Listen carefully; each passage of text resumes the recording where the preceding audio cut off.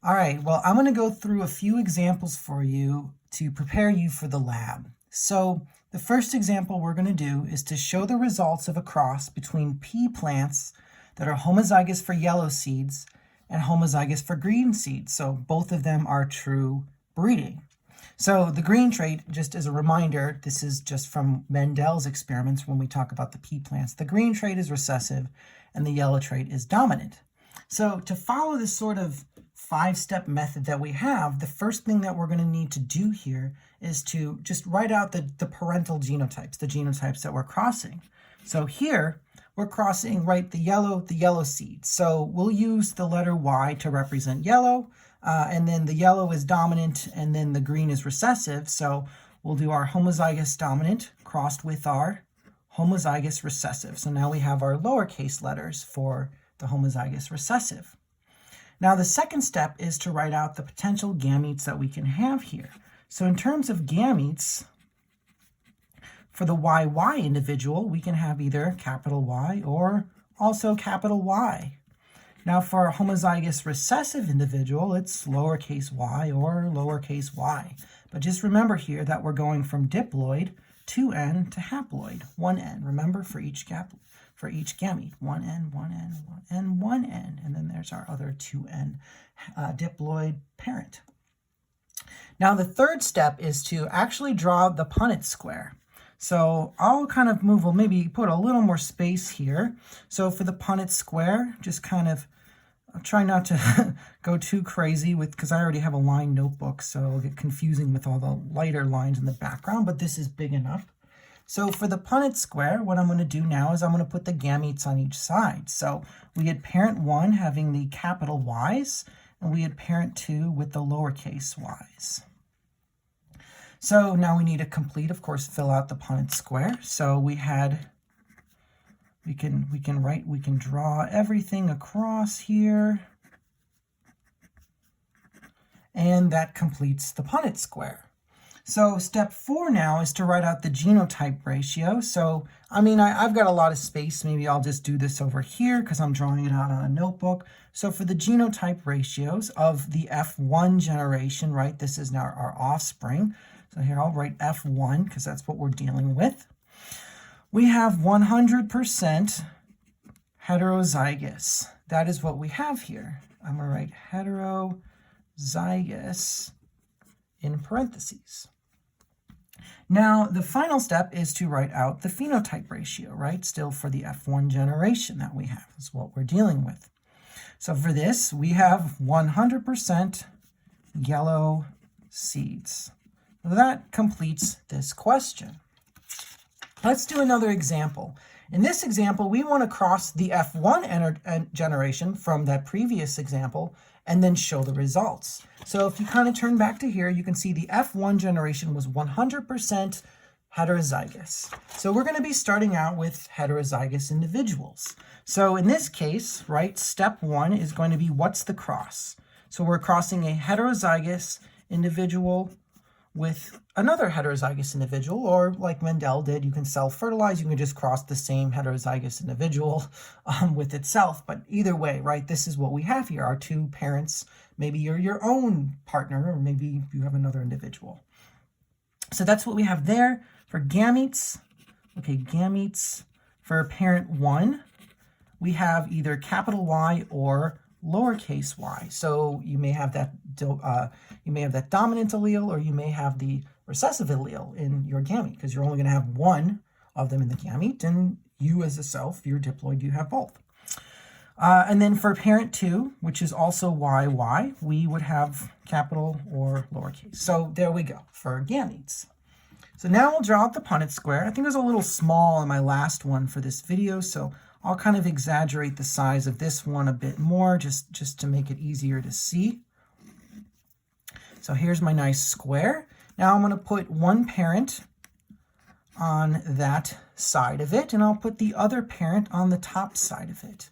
So now what we want to do is we want to kind of, right, finish off the Punnett square. So, all right, so Y in the upper left, capital, lowercase, here is an interesting one because, right, I would write, you know, I've kind of been doing it like this. I would write it like this, but this doesn't make a lot of sense. It's actually the same, right? These two are the same. So it really just makes sense to write it like always with the dominant one first. Just when you do it, try to always write it with the dominant one first. It'll make it easier to sort out when we deal with a dihybrid cross at the very end of these examples. And then the final one is our homozygous recessive right there. So step 4 then is to write out the genotype ratio. So now we have well, I'm just going to kind of sort it out here. So we've got 25% capital Y, which is homozygous dominant. And then we have 50% that are capital lowercase that are heterozygous. So we can write that out. And then we have 25% that were lowercase, so homozygous recessive. Homozygous recessive. So you'll notice that this is a 1 to 2 to 1 ratio of Y heterozygous, and then the homozygous recessive. So in your answers, always make sure that you are spelling these out too, not just writing the genotypes. I want all of this information here. I want to know that you know exactly what's going on. So then the final step, step 5 here, is to write out the phenotypes of the offspring. So with the offspring here, we would see that both the dominant and the heterozygous individuals are going to express that dominant trait. So we have 75% that will have the yellow seeds. That's the trait. And then the remaining 25%, their trait is the recessive green seeds. They're the homozygous recessive ones, so they're showing that trait. So this is a 3 to 1 ratio there of the yellow to green seeds. So that completes number 2. Now in my third example, I'm going to actually do a cross with blood type because this is where some people are kind of maybe get a little more confused. So I just want to make sure we've got a nice clear example of this on my video. So here I want you to show the results of a cross between an individual with blood type AB, okay, AB, and another with blood type O.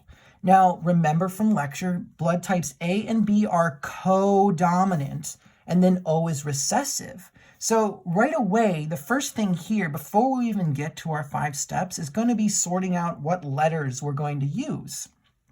Because it's not like with Mendel, where we just kind of picked, okay, yellow was the Y. You know, it's going to be a little bit different now. And we already did the letters on the PowerPoint, right? Because with sex-linked traits, you use the chromosome. With the blood type, we're referring to this protein that's on the blood cell.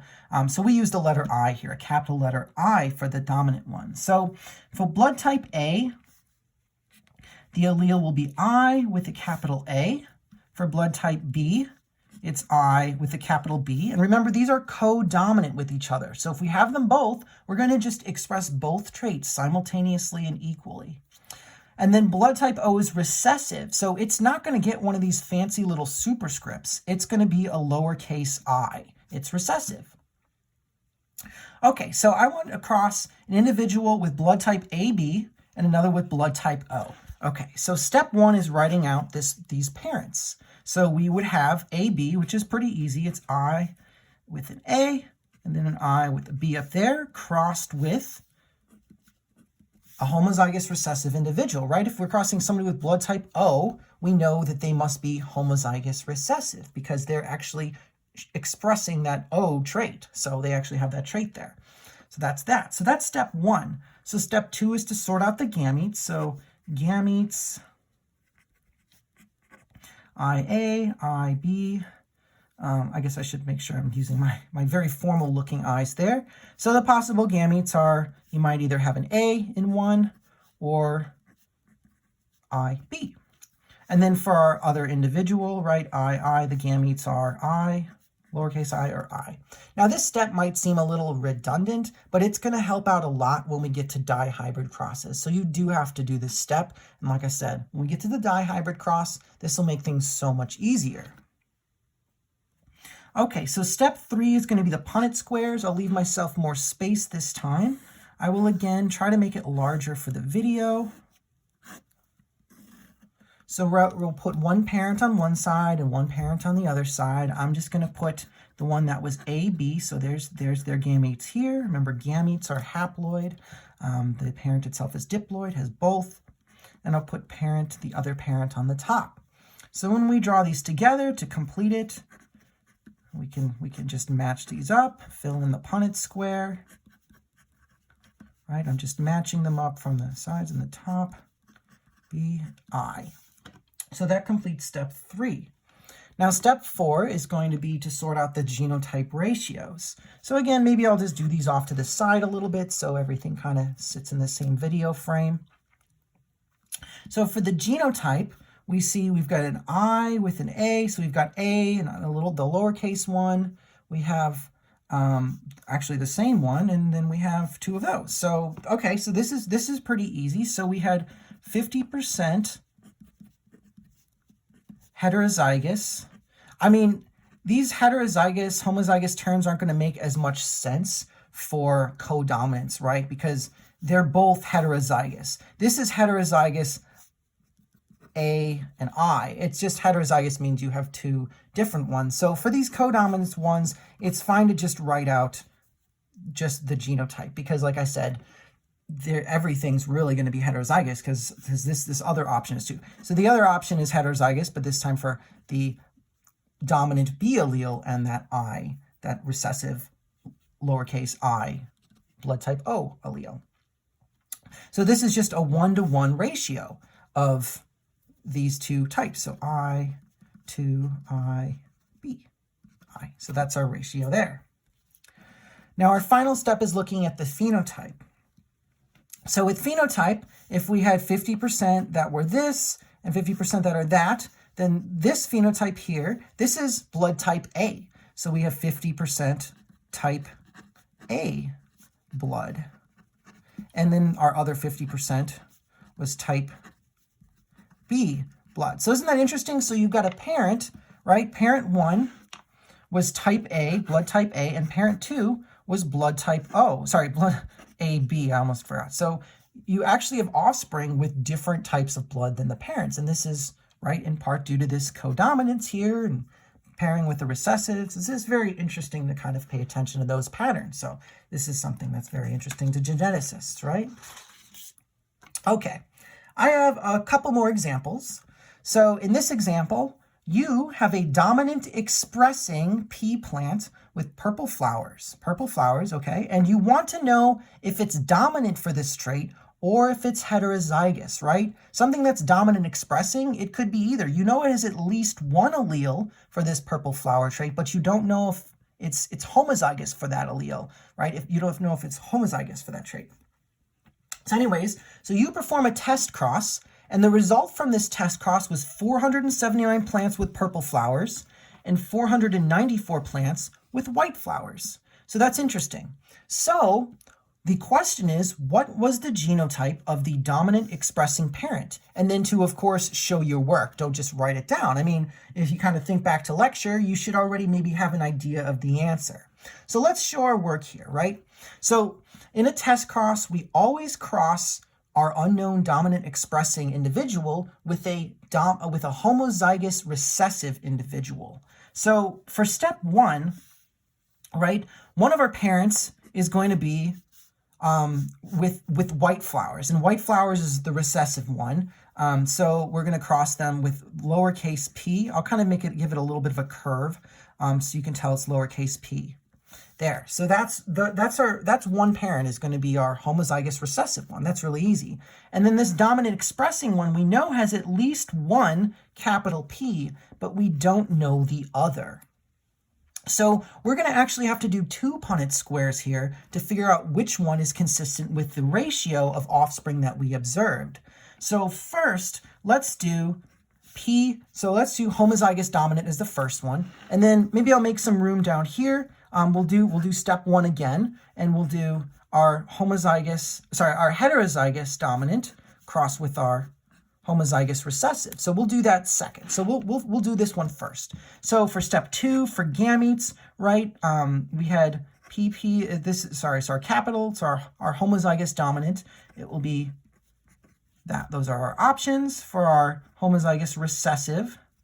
Our options are lowercase p or lowercase p. Again, I'm trying to put this nice curve so you can kind of see that those are the lowercase ones. I know it's hard to tell with p, and I'll make these even bigger, try to make it nice and clear. Step 3, we'll do a Punnett square. Try and make it nice and big again.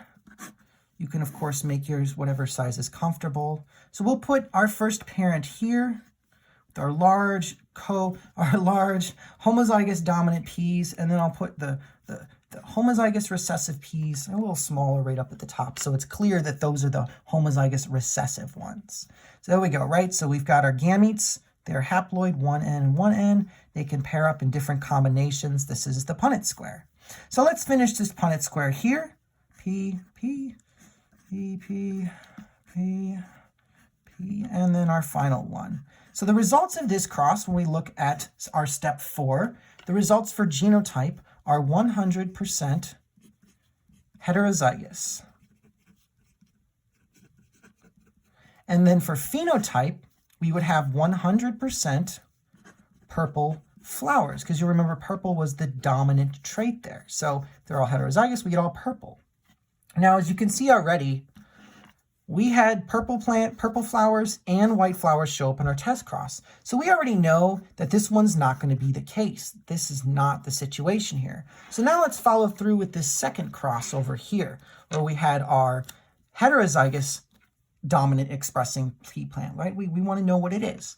So we'll start out, that was step 1. We'll do the gametes. So for this first one, we had capital or lowercase, and then for the second one, for our homozygous recessive, it's the same as it was above with the lowercase ones.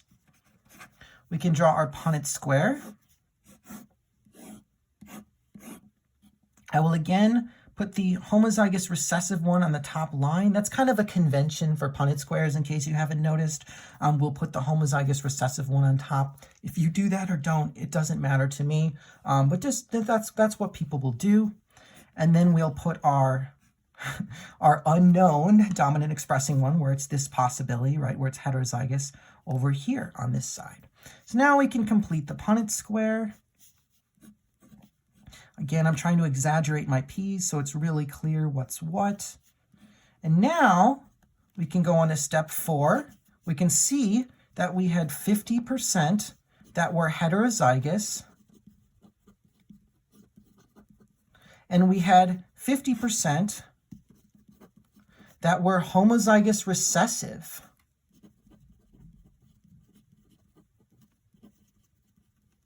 So that's a 1-to-1 ratio right there. So when we look at their phenotypes, we would see 50% with purple flowers, because these heterozygous individuals will show that dominant trait.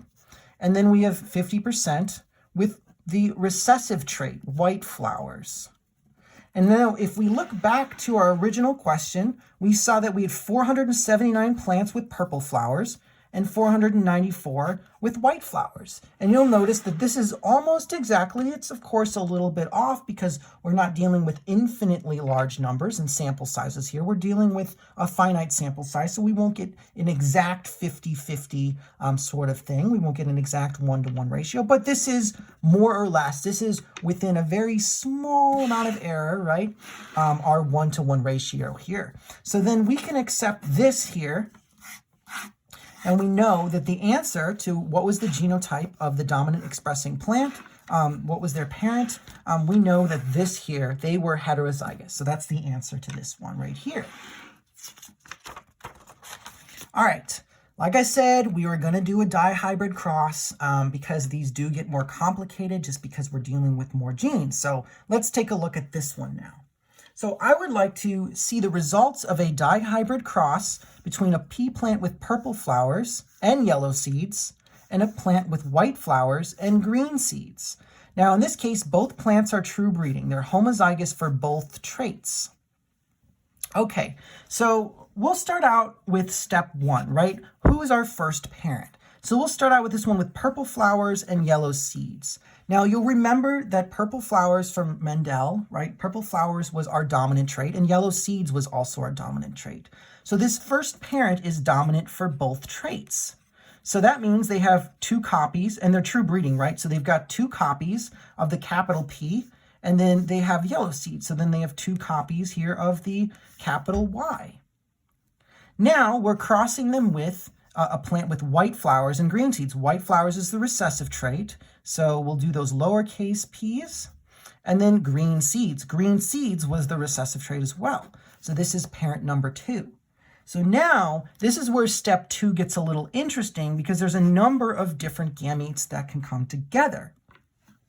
And it won't make as much sense until we actually cross the F1 generation when we deal with heterozygotes, because here it's probably going to seem like a little confusing, but I'll still go through it.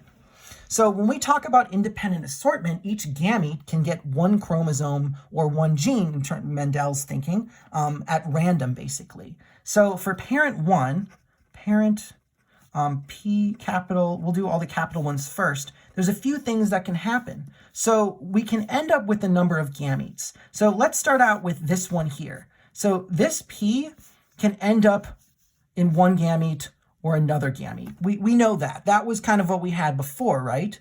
But the thing is, the gametes also going to end up with a Y. So this first gamete could have either ended up with this Y, or it could have ended up with the other Y. And yeah, this doesn't really matter because they're the same allele, but we're going to end up dealing with heterozygous individuals where it does matter a lot. So it's very important to follow this step to understand that, right, you could have had this P, this one could go with this one or this one. So you've got 2 options now here, and then your second P, right, can go with either of these Ys as well. So we also have those options. So we actually have a total of 4 gametes that can actually occur here. Those are our 4 possibilities. 4 possibilities.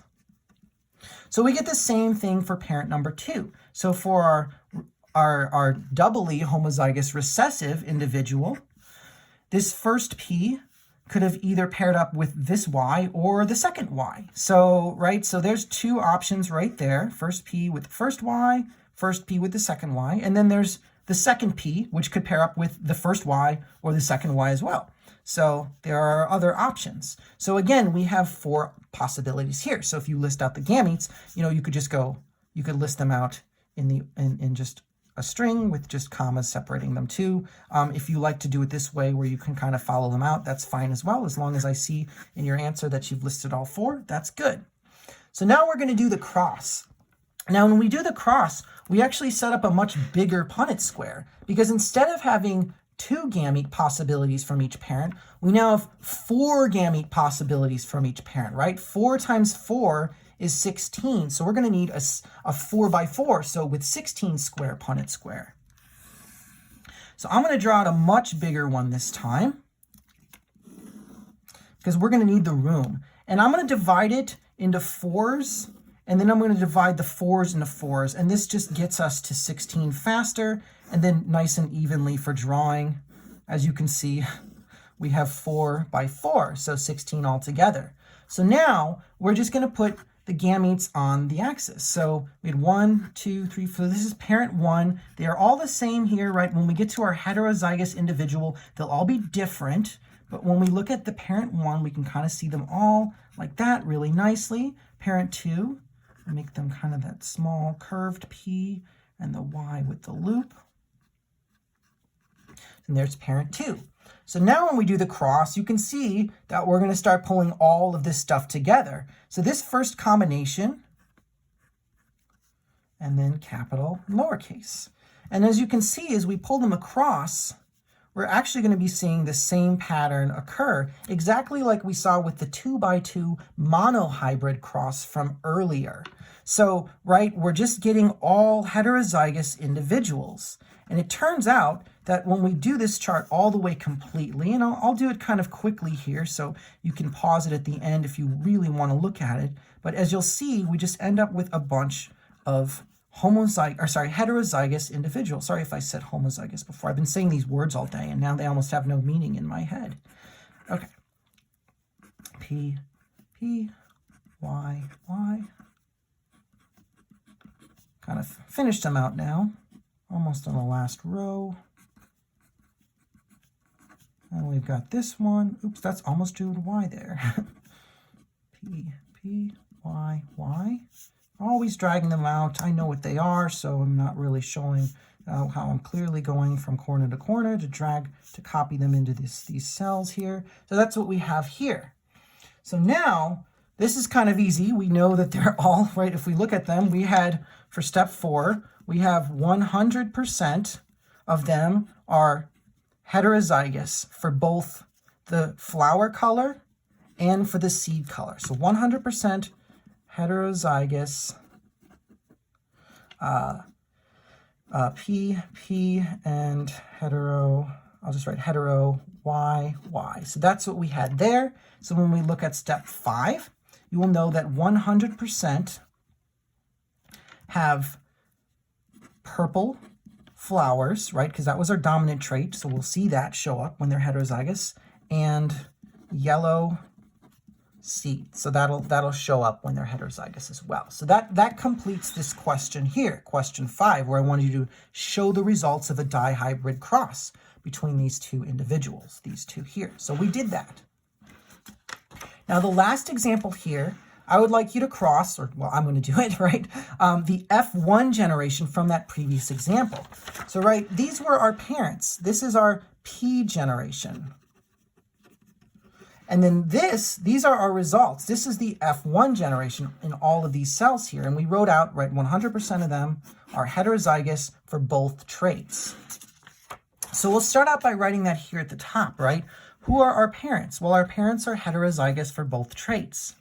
So heterozygous, and what was I doing? Yes, over here. And we're going to cross, right, either the same individual, just self-fertilization, sort of asexual thing, or will, well, it's still sexual reproduction. It's just with the same partner. So we'll be crossing this here. So these are our parents now.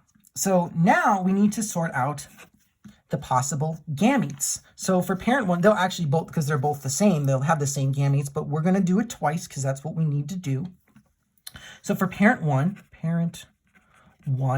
which was this one, we have, just like before, we have 4 possibilities. So our first P, which is the dominant allele, can pair up with either of these Ys, either the dominant version or the recessive version.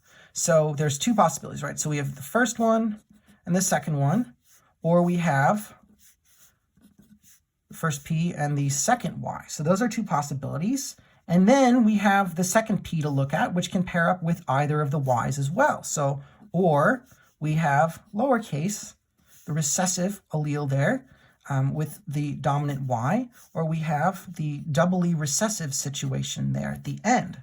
So parent 2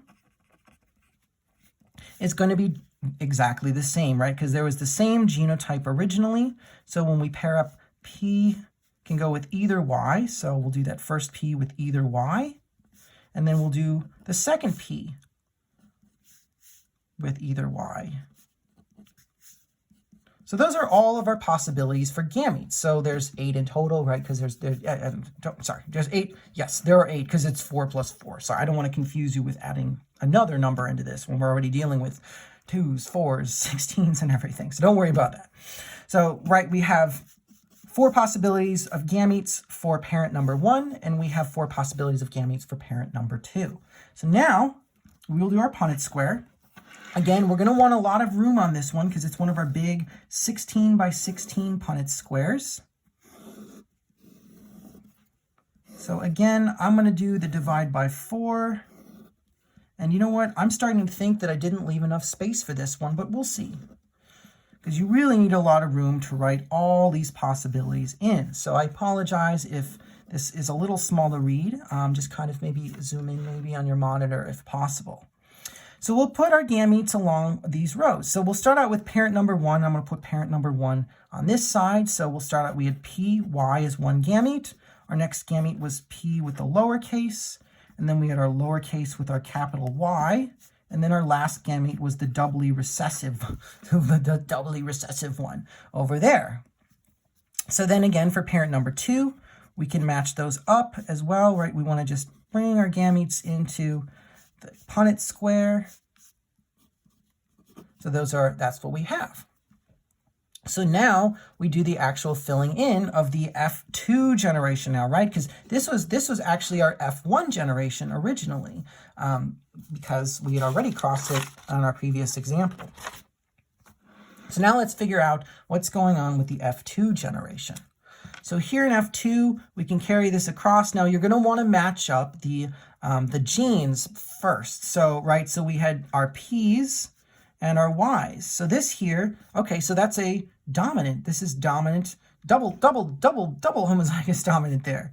So then we'll match up the next set and the next one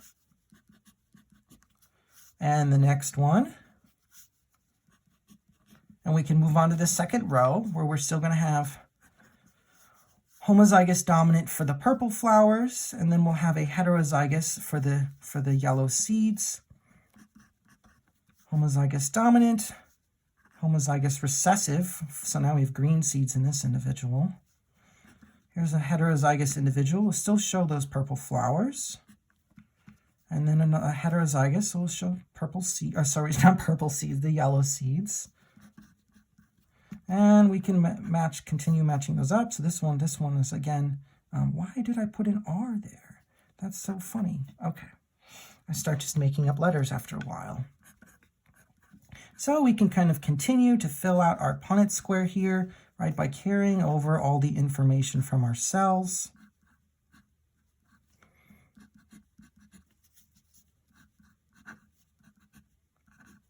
And now we're on our last row. These take some time, and please I'm going through them kind of quickly because I've done these quite a few times before, but I encourage you to spend as much time as you need filling out these Punnett squares. They can take a while, especially these dihybrid crosses, because you really want to be careful and make sure you're getting the right results. It's really going to matter in the long run. Okay, so here is our completed Punnett square.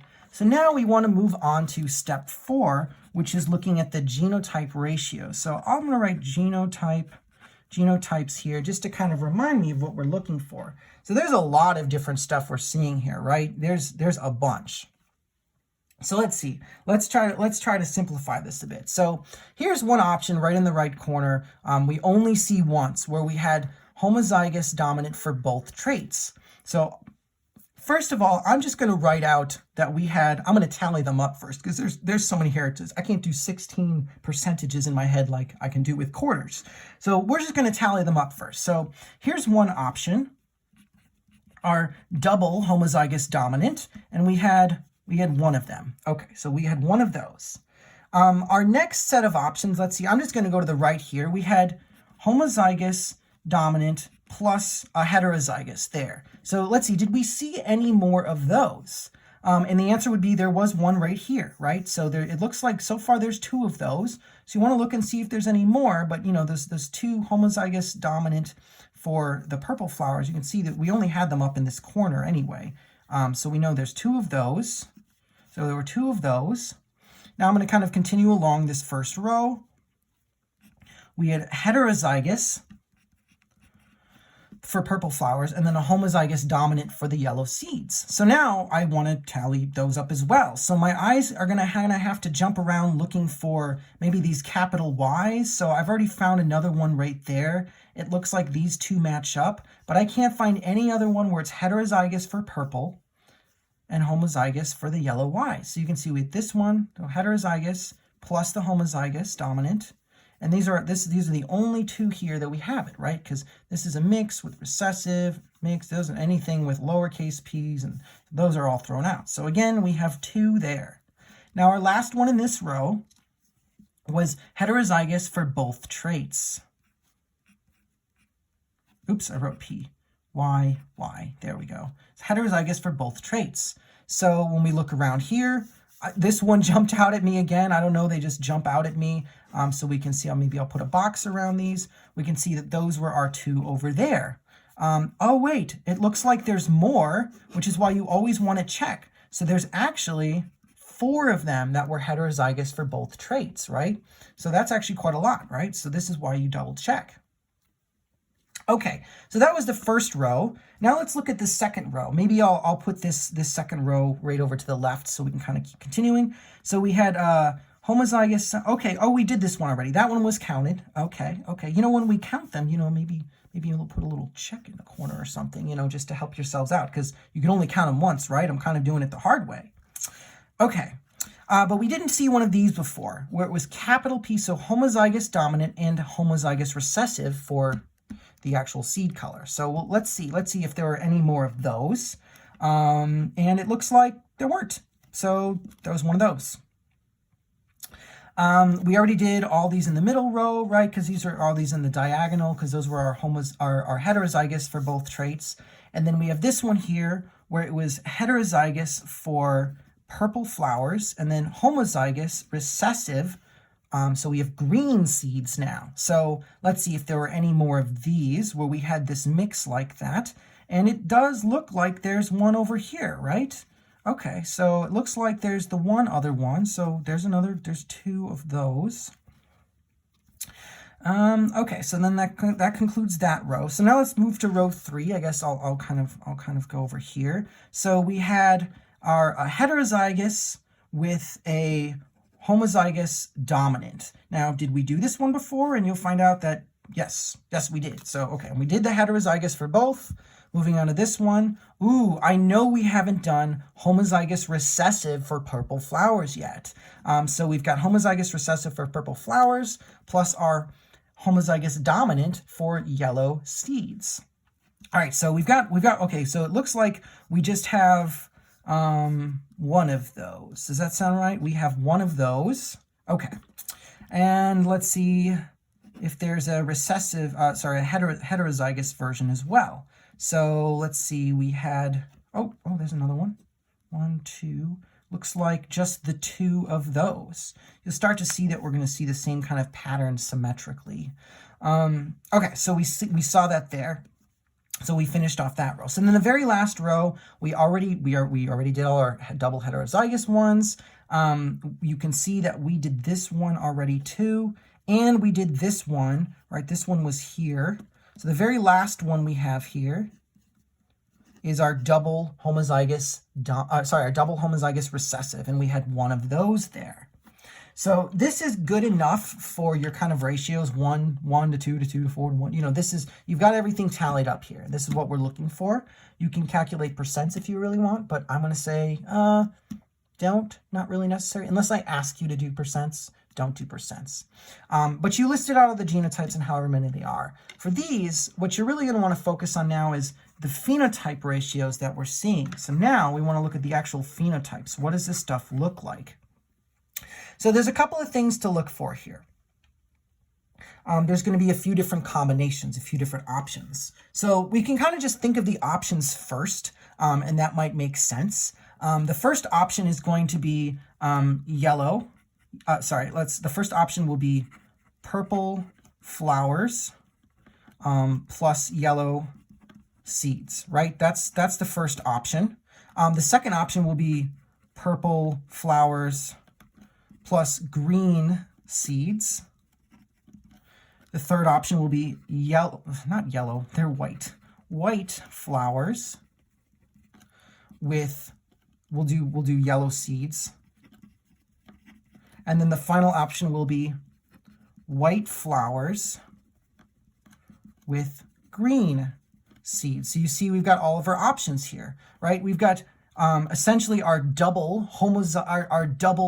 our dominant expressing traits, and we've got the ones that are kind of a mix, and then we've got our double homozygous recessive traits here. So we already know that there's only one of those, right? There was only one of those. Now, when we look at our purple flowers plus yellow seeds, okay, so let's see if we can find all of these. So this one right here, this one is going to fall into that category. Purple, because it's double dominant, so we've got that. So I'm going to put tallies here, maybe. So we've got that. This one as well, purple flowers, because we do still have this dominant yellow allele there. This one as well.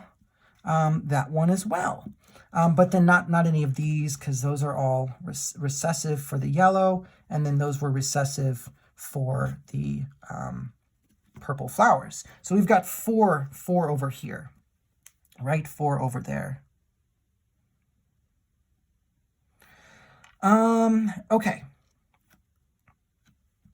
Okay, so purple flowers and green seeds. So purple flowers and green seeds. So that we know green seeds is one of our recessive traits. So we know that we had, oh, I'm not even tallying these up right, am I? I'm just counting the genotype combinations. I didn't actually add the most important thing, which is the numbers.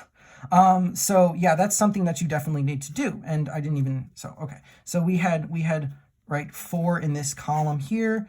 So it's 1, so it's actually 4, 6, 8, 9. So we should actually have 9 in total. Excuse me, I almost made a drastic mistake there. I was looking at that thinking, oh, it's supposed to be 9. I didn't add up the whole column where we tallied them up. That's the important part, right? Because that's everything here. So we did it, okay. So we tallied up the 9 there. So our purple flowers and green seeds, that's this column here. So if we can just verify, right, these are going to look purple, whether you're homozygous dominant or if you're heterozygous, and then our green seeds have to be homozygous recessive for that trait. So we see that there were 3 there. I'll circle my 1 as well. It's consistent. And then for white flowers, right, which will be homozygous recessive at this locus. And then our yellow seeds, so we should either see homozygous dominant, which we do, or homozygous recessive. So there's our 3 there. And you'll notice that this gives us our magic ratio of 9 to 3 to 3 to 1, which we talked about in lecture, being the result of crossing the F1 generation. So in the F2 generation, this is the ratio of phenotypes that we see in that cross. Okay, so with that, that's everything I wanted to talk about for this video. I hope it was helpful. If you have any questions, feel free to let me know. It may just be useful to watch this video a second time or pause it and kind of see where I'm showing my work and my steps. But otherwise, feel free to send me an email if you have any questions. Thanks for watching.